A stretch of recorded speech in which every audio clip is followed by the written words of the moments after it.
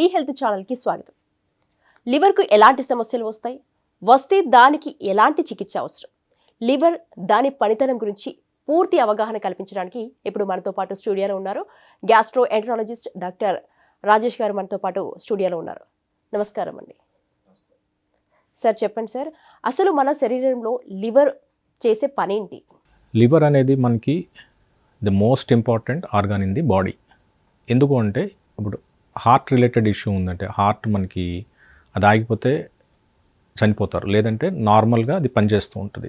బ్రెయిన్కి సంబంధించి most of the diseases ఇవన్నీ కూడా అది ఎంతవరకు ఇబ్బంది ఉందో అంతవరకే ఉంటుంది. దానికి ఏమి మనం మేజర్ ప్రాబ్లమ్స్ వస్తే ట్రీట్ చేయగలిగే పరిస్థితి అట్లాంటిది ఉండదు. కానీ లివర్ అలా కాదు. లివర్కి సంబంధించి ఏంటంటే బాడీకి కావాల్సిన కంప్లీట్ మెటబాలిజం, మనకి బాడీలో ఎటువంటి ప్రోటీన్ తయారు చేయాలన్నా, కార్బోహైడ్రేట్స్ ఆర్ షుగర్స్ కంట్రోల్ చేయాలన్నా, ప్రోటీన్ మెటబాలిజం చేయాలన్నా, ఇది అంతా టోటల్ బాడీలో మనకి మనం తినే ఆహారం ముందు రక్తంలోకి వెళ్ళి అక్కడి నుంచి లివర్లోకి వెళ్ళి పోర్టల్ సిస్టమ్ అంటారు దీన్ని. లివర్లోకి వెళ్ళి అక్కడ ఆ మలినం అంతా శుద్ధి చేసుకుని దాని తర్వాత మెయిన్ బ్లడ్ స్ట్రీమ్లోకి కలుస్తుంది. సో ఈ కైండ్ ఆఫ్ మొత్తం బాడీకి కావాల్సిన అన్ని మెటబాలిజమ్స్ అన్నీ కూడా లివర్ చేస్తుంది మొత్తం. ఈ మలినాలన్నింటినీ క్రియేట్ చేసి బ్లడ్ని శుద్ధి చేయడం అనేది the most important thing of liver.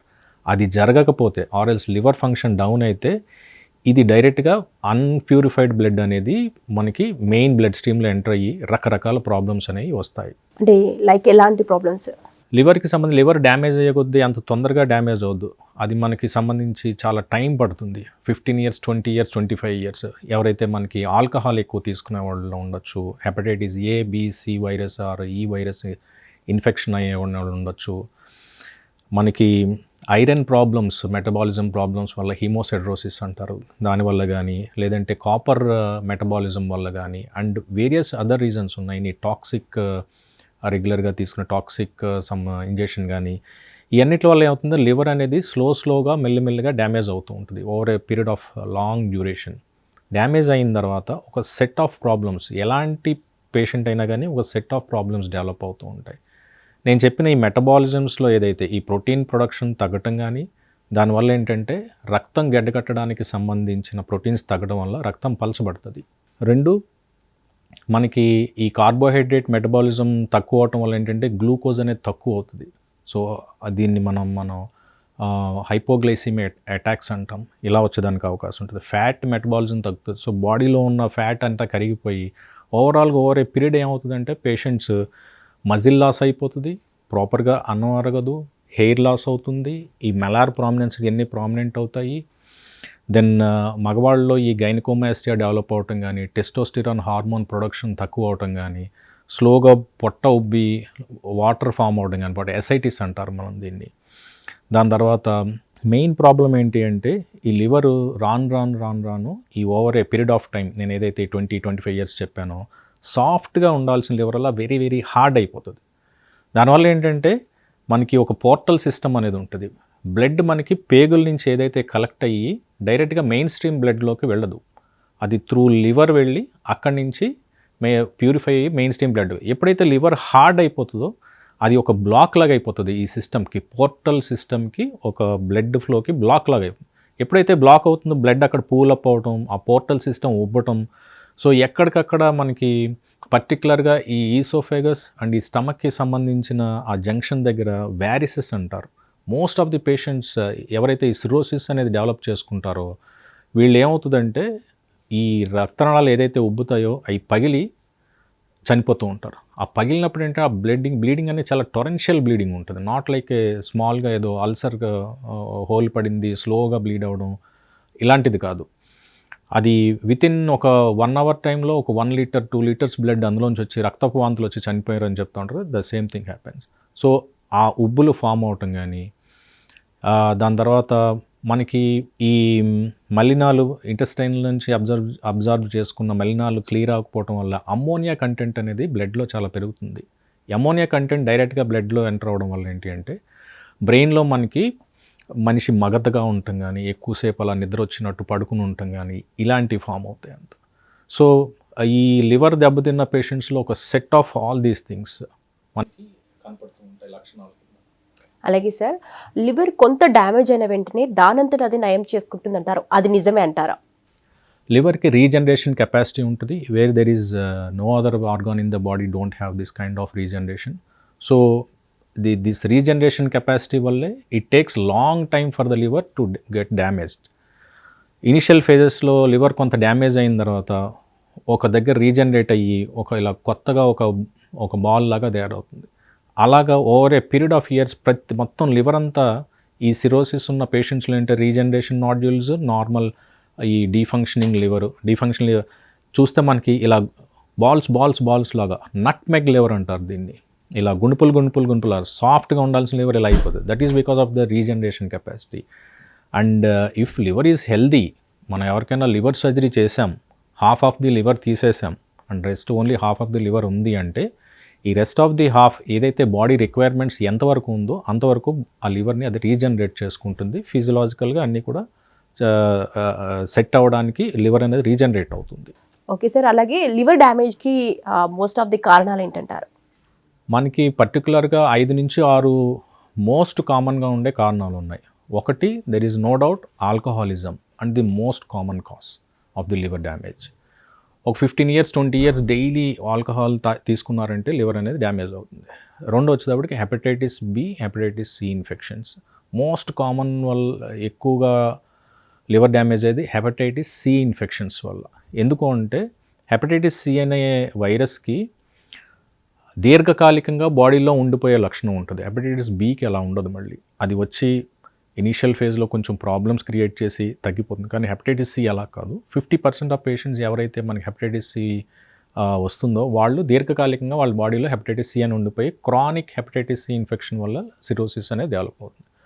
మూడో కారణం వచ్చి fatty liver, non alcoholic fatty liver disease అని నాఫెల్డ్ అంటారు.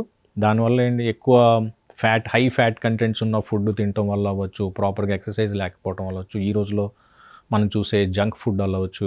వీటి వల్ల ఏంటంటే ఫ్యాట్ కంటెంట్ ఆఫ్ లివర్ అనేది పెరుగుతుంది. The health of liver depends on the fat fraction of liver. ఎంత శాతం లివర్లో ఫ్యాట్ ఉంటుందనే దాని మీద ఈ లివర్ ఫంక్షన్ అనేది డిపెండ్ అవుతుంది. సో ఈ హై ఫ్యాట్ కంటెంట్, కొంతమందికి ఈ టాక్సిన్స్ రెగ్యులర్గా కొంత బ్యాడ్ హ్యాబిట్స్ ఉంటాయి, తీసుకునే డ్రగ్ అబ్యూజ్ ఉంటుంది, దానివల్ల లివర్ ఎఫెక్ట్ అయ్యేదానికి అవకాశం ఉంటుంది. ఈ ఇందాక నేను చెప్పినట్టు ఐరన్ ఎక్సెస్ వల్ల అవ్వచ్చు, దెన్ ఈ కాపర్ ఎక్సెస్ వల్ల అవ్వచ్చు, దెన్ పుట్టుకతోటి వచ్చే కొన్ని ఇబ్బందులు ఉంటాయి, బిలియరీ అట్రిసియాస్ అంటారు, దానివల్ల లివర్ దెబ్బతింటుంది. చాలా తక్కువ ఏజ్లో వాళ్ళకి లివర్ పూర్తిగా డ్యామేజ్ అయ్యే లివర్ని మనం మార్పిడి చేసుకోవాల్సిన అవసరం కానీ అలాంటివి ఉంటాయి. సో మోస్ట్ కామన్ కారణాలు చూస్తే ఈ liver alcohol, hepatitis C infection and then this fatty liver, ఈ 3 కారణాలు చాలా ఎక్కువ. సో సార్, ఇప్పుడు మరి లివర్ దెబ్బతిన్న తర్వాత దాన్ని ఎలా డయాగ్నోస్ చేస్తారంటారు? సో మనకి నేను చెప్పినట్టు కొన్ని సెట్ ఆఫ్ చేంజెస్ అనేవి బాడీలో వస్తుంది. లైక్ రక్తం పలచబడడం, ప్లేట్లెట్ కౌంట్స్ అనేది తగ్గడం, హిమోగ్లోబిన్ కౌంట్స్ తగ్గటం, ఇక్కడ స్ప్లీన్ అని ఉంటుంది, స్ప్లీన్ సైజ్ పెరగటం, ఇక్కడ బాడీలో వాటర్ చేరటం, లివర్ ఫంక్షన్ తగ్గటం వల్ల ఆల్బుమిన్ కంటెంట్ అనేది తగ్గటం, దాని తర్వాత అమ్మోనియా కంటెంట్ అనేది పెరిగి మనకి మగతగా ఉండటం, ఇవన్నీ ఒక సెట్ ఆఫ్ ఇన్వెస్ట్. సో మనకి ఏంటంటే కొన్ని బ్లడ్ టెస్ట్ చేసుకుంటాం ఇనీషియల్గా. లివర్ ఫంక్షన్ టెస్ట్, అందులో మనకి బిల్రుబిన్, జాండీస్ రావటం, కానీ జాండీస్ రావడం లివర్ సిరోసిస్లో లేట్ ఫేజ్లో, ఎర్లీ ఫేజ్లో జరగదు. దాని తర్వాత క్రియాటినిన్, కిడ్నీ ఎఫెక్ట్ అయ్యి సీరం క్రియాటిన్ వాల్యూస్ అనేది పెరగచ్చు. పర్టికులర్గా బ్లడ్లో ప్లేట్లెట్ కౌంట్స్ అనేవి చాలా తగ్గిపోతాయి. ఈ స్ప్లీన్ అనేది సైజ్ పెరిగిపోయి ఈ హైపర్ స్ప్లీనిజం అనే కండిషన్ వల్ల ప్లేట్లెట్స్ తగ్గటం కానీ, ఈ పొట్టలో నీరు చేరటం కానీ ఇలాంటివి జరగడం వల్ల, సో మనం అల్ట్రాసౌండ్ టెస్ట్ ఇనీషియల్గా చేసుకుంటాం, ఎలా ఉంది ఏంటి, ఈ పోర్టల్ సిస్టమ్ అనే బ్లడ్ ఎలా ఉంది, రక్తనాళాలు ఎంతవరకు ఉబ్బినాయి, దాని తర్వాత ఈ కోయాగులేషన్ ప్రొఫైల్ చేస్తాం. కోయాగులేషన్ ప్రొఫైల్లో రక్తం ఎంత పలచబడింది అది చూసుకుంటాం. దెన్ అమ్మోనియా కంటెంట్ చేస్తాం, సీరం అమ్మోనియా. దెన్ నేను చెప్పిన విధంగా ఇక్కడ రక్తనాళాలు ఉబ్బటం ఉంటుంది కదా, ఆ ఉబ్బులు తెలుసుకోవడానికి ఎండోస్కోపీ ఒకటి చేస్తాం. లివర్ అనేది ఓవరాల్గా ష్రింక్ అయిపోతుంది. ష్రింక్ అయిపోయి ఒక వాల్యూమ్ రీడిస్ట్రిబ్యూషన్ అంటారు, అంటే మనకి రైట్ లోబ్ ఎక్కువ, లెఫ్ట్ లోబ్ తక్కువ, కార్డేట్ లోబ్ అనేది చిన్నగా ఉంటాం, ఇది రొటీన్ ఇది. బట్ ఈ వాల్యూమ్ రీడిస్ట్రిబ్యూషన్ వల్ల రైట్ లోబ్ సైజ్ తగ్గిపోయి, లెఫ్ట్ లోబ్ సైజ్ తగ్గిపోయి, కార్డేట్ లోబ్ సైజ్ పెరిగిపోవటం. సో వీటి వల్ల ఏంటి అంటే మనకి ఒక సిటీ స్కాన్ అనేది మనం చేసుకుంటే ఈ లివర్ రీడిస్ట్రిబ్యూషన్ ఎలా ఉంది, అందులో ఏదైనా ఎనటామికల్ వేరియంట్స్ ఉన్నాయా, లేదంటే ఎక్కడైనా చిన్న చిన్న గడ్డలు, క్యాన్సర్ గడ్డలు, మనకి సిరోసిస్ వచ్చిన వాళ్ళలో క్యాన్సర్ గడ్డలు డెవలప్ అయ్యేదానికి అవకాశం ఉంటుంది. ఆ క్యాన్సర్ గడ్డలు ఉన్నాయా, ఉంటే ఎన్ని ఉన్నాయి, దాని సైజ్ ఎంత, ఇవన్నీ తెలుస్తుంది. దెన్ మనకి కొన్ని రకాలైన స్కాన్స్ ఉన్నాయి. సో ఓవరాల్గా సిరోసిస్లో ఏం జరుగుతుంది, లివర్లో మనకి హార్డ్ అయిపోతుంది, ఫైబ్రోసిస్ అయిపోతుంది. ఫైబ్రోసిస్ అయిపోతే ఆ ఫైబ్రోసిస్ కంటెంట్ ఎంత ఉందో తెలుసుకునేదానికి మనకి లివర్ ఫైబ్రో స్కాన్స్ ఉన్నాయి, MR elastography, magnetic resonance elastography ఉంది. సో వీటి వల్ల ఈ ఇన్వెస్టిగేషన్స్ చేసుకోవడం వల్ల మనకి లివర్ ఎంత శాతం దెబ్బతింది, ఇప్పుడు ఏ ఫేజ్లో ఉంది, సో ఇవన్నీ చూసి మనం కొన్ని స్కోర్స్ తయారు చేస్తాం. ఈ స్కోర్స్ని బేస్ చేసుకుని మనకి ఒక ట్రీట్మెంట్ అని ఉంటుంది. మేబీ అర్లీగా ఉన్నప్పుడు మందులతో ట్రీట్మెంటు, ఫైబ్రోసిస్ అది తక్కువ ఉన్నప్పుడు, బాగా ఎక్కువ ఉండి స్కోర్స్ 14-15 మెల్ట్ స్కోర్స్ అంటాం మనం. ఈ స్కోర్స్ దాటితే ఏంటంటే మనం లివర్ మార్పిడికి సంబంధించిన అవసరం కానీ, లేదంటే దానికి సంబంధించిన చర్యలు కానీ తీసుకోవాల్సిన అవసరం రావటం కానీ. సో ఈ పర్టికులర్గా ఈ పర్టికులర్ టెస్ట్లన్నీ చేసుకోవడం వల్ల లివర్ ఎంతవరకు దెబ్బతింది, ఫర్దర్గా మనం ఏం చేయాలి అనేది ఒక అవగాహన వస్తుంది మనకి. అంటే ఫర్దర్గా మరి ఏం చేయాలంటే సో ట్రీట్మెంట్కి సంబంధించి మనకి అర్లీ ఫేజెస్ ఆఫ్ లివర్ ఈ స్కోర్స్ అదంతా ఎక్కువ లేవు. లైక్ ప్లేట్లెట్ కౌంట్స్ బాగానే ఉంటున్నాయి, 1,00,000కు మించి ఉంటున్నాయి. దాని తర్వాత హిమోగ్లోబిన్ అంత తగ్గిపోలేదు, కిడ్నీ ఫంక్షనింగ్ బాగానే ఉంది, బిల్రుబిన్ అంతా బాగానే ఉంది. ఆల్బుమిన్ కంటెంట్ అనేది ఓన్లీ కొంచెం మాత్రమే 3కి కొంచెం తక్కువ ఉంది. దెన్ హార్ట్ ఫంక్షన్ బాగానే ఉంది. ఇలా అనుకున్న ఫేజ్లో ఏంటంటే మనకి కొన్ని రకాలైన మనుషులు కొంచెం నీరసంగా ఉండటం, వాళ్ళు కేవలం తక్కువ టైం పనిచేస్తేనే ఫెటీగ్ రావటం కానీ, లేదంటే మజిల్ మాస్ తగ్గిపోవటం కానీ, ఇలాంటివి ఉంటాయి వాళ్ళకి. సో వాళ్ళకి ఏంటంటే దానికి సంబంధించిన ఈ ఎండోస్కోపీ చేస్తే గ్రేడ్ 1, గ్రేడ్ 2 వ్యారిసెస్ ఉంటాం కానీ, ఆర్ఎల్స్ గ్రేడ్ 3 ఉంటాం కానీ. సో ఇలాంటి వాళ్ళకి మనం ఏం చేస్తామంటే కేవలం ఈ పర్టికులర్ ప్రాబ్లమ్స్ని టార్గెట్ చేస్తూ మనం మెడికేషన్ పెడతాం. లివర్కి సంబంధించిన ప్రోటీన్ తగ్గిపోతుంది కాబట్టి ఆ ప్రోటీన్ని మనం లివర్ ప్రొడ్యూస్ చేయలేకపోతుంది అంటే ఆ ప్రోటీన్కి సంబంధించిన పౌడర్స్ ఉంటాయి లివర్కి ప్రోటీన్, ఆ ప్రోటీన్ పౌడర్ ఇస్తాం. నీరసం ఇవన్నీ లివర్ సరిగైన ఫామ్లో ఏటీపీ అన్నీ తయారు చేయకపోవడం వల్ల దానికి సంబంధించిన మెడికేషన్ ఉంటుంది, అది ఇస్తాం. రక్తం గడ్డగట్టడానికి కొంచెం కావాల్సిన ప్రోటీన్ అది ఇస్తాం. దాని తర్వాత ఈ రక్తనాళాలు ఏదైతే వ్యారిసెస్ పగలకుండా ఉండటానికి, అవి టైట్గా ఉండటానికి ఒక మెడికేషన్ పెడతాం. ఇలాగా ఏ సమస్యకి సంబంధించిన మెడికేషన్ మనం దాన్ని టార్గెట్ చేస్తూ ఆ మందులు పెడతాం. లివర్ ఫైబ్రోసిస్కి సంబంధించి చాలా ఇన్వెస్టిగేషన్స్ జరుగుతుంది, ఫ్యాటీ లివర్కి సంబంధించిన చాలా ప్రయోగాలు జరుగుతున్నాయి. దానికి సంబంధించిన మందులు తయారు చేయడానికి కొన్ని మందులు కొంచెం సక్సెస్లో ఉన్నాయి. సో ఆ మందులు ఏదైనా ఉంటే అది స్టార్ట్ చేస్తాం. ఎర్లీ ఫేజ్లో ఉన్నప్పుడు ట్రీట్మెంట్ అనేది ఇలా ఉంటుంది. కేవలం అక్కడ ఉన్న సిమ్టమ్స్ ఎక్కడుంది, ఏది ఉందనేది మనం చెకప్ చేసుకుంటాం, దానికి సంబంధించిన ట్రీట్మెంట్ ఇవ్వడం. పేషెంట్స్ ఎక్కువైనా మనకి సోడియం కంటెంట్ ఎక్కువైతే లివర్ సమస్యలలో ప్రాబ్లం ఉంటుంది. అందుకని ఏంటంటే మనం తినే ఆహారంలో సోడియంని తగ్గించి తీసుకోవాల్సిన అవసరం ఉంటుంది. మోషన్ సరిగా అవ్వకపోతే అందులోంచి ప్రోటీన్కి సంబంధించిన బ్రేక్ డౌన్ ప్రోడక్ట్స్ అబ్జార్బ్ చేసుకోవడం వల్ల లివర్ దాన్ని మెటబలైజ్ చేయలేదు కాబట్టి అమ్మోనియా కంటెంట్ పెరుగుతుంది. కాబట్టి మోషన్ అనేది ఫ్రీ అవ్వడానికి అట్లీస్ట్ రోజుకు 2 సార్లు 3 సార్లు అవ్వడానికి మనం ఒక సిరప్ ఇవ్వటం కానీ ఏదైనా ఇచ్చి మోషన్ ఫ్రీ అయ్యేలా చూస్తాం. ఇలాంటి జాగ్రత్తలు తీసుకోవడం వల్ల early phase, moderate phase liver cirrhosis ఉన్న వాళ్ళని మనం మేనేజ్ చేయగలుగుతాం బాగా.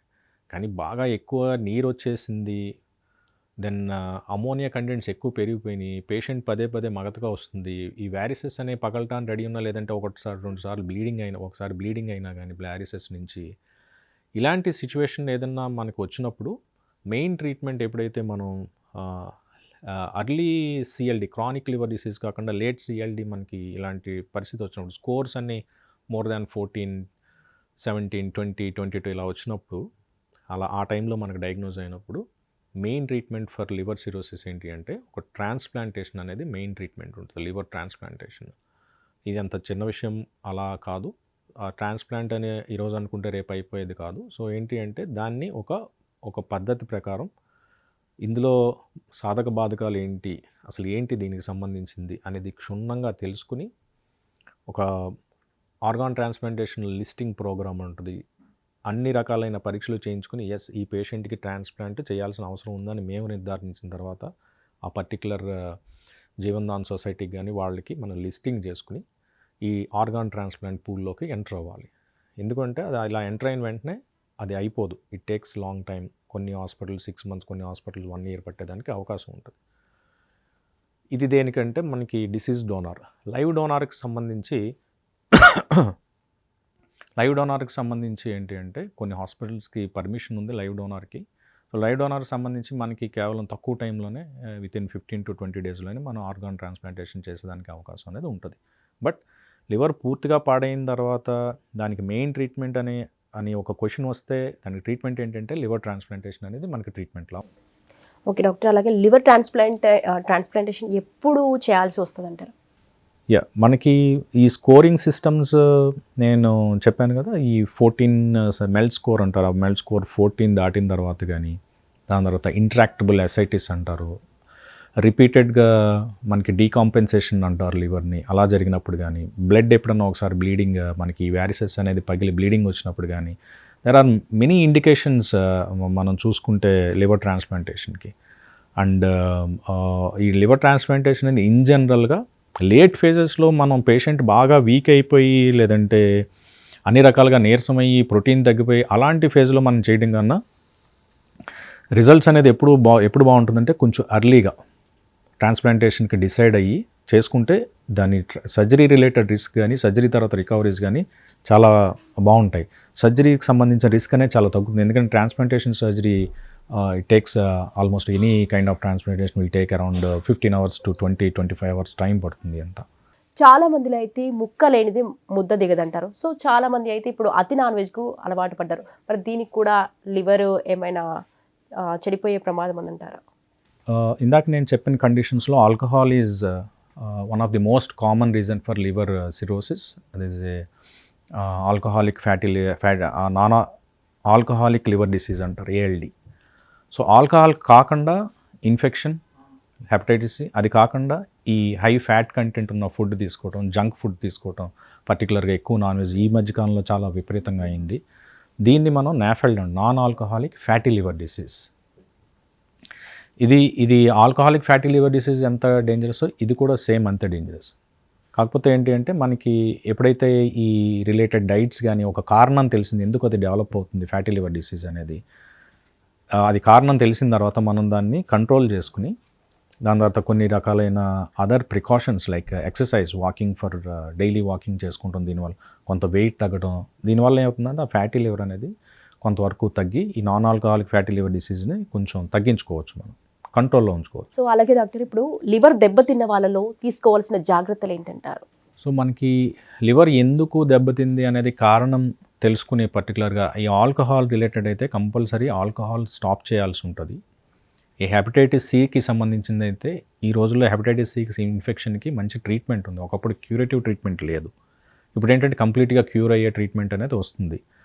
సో ఈ కారణం తెలుసుకుని వాటిని పర్టికులర్గా కంట్రోల్ చేయటం. రెండవది ఈ సోడియం తక్కువ తీసుకోవడం, అవకాశం ఉంటే కంప్లీట్గా ఆపేయడం, సాల్ట్ అనేది కంప్లీట్గా ఆపేయడం. రోజు డైలీ ఏదన్నా వాకింగ్ లాంటి ఎక్సర్సైజ్ కానీ ఏదైనా కొంచెం సేపు చేయడం.